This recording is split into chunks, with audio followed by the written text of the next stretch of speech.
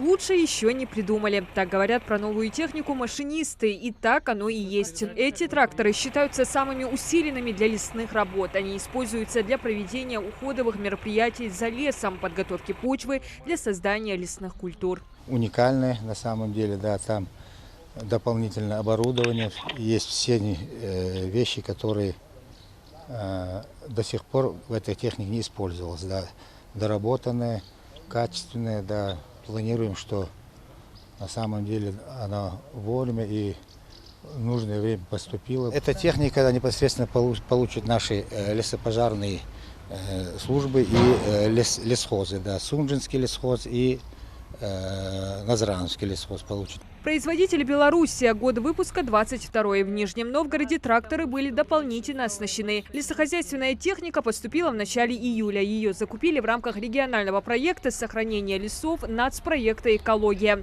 Стоимость по итогам закупочных процедур составила около 5 миллионов 700 тысяч рублей. Купили 2 единицы, потому что у нас доведены нормативы от Федерального агентства лесного хозяйства. Соответственно, помимо этих 2 тракторов будет еще поступление единиц оборудования дополнительного, которые, навесного оборудования для этих тракторов, там культиваторы, сеялки для посадки саженцев, и прочее оборудование.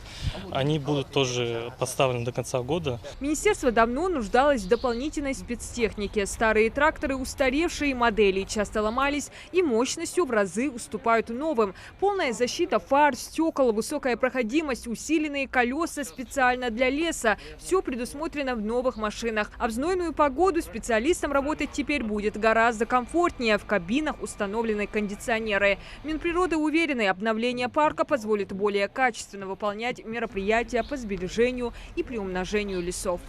Усиленные рамы, да, специально сделаны для того, чтобы именно в лесном массиве, да, чтобы по технике безопасности усилены вот эти дуги, для того, чтобы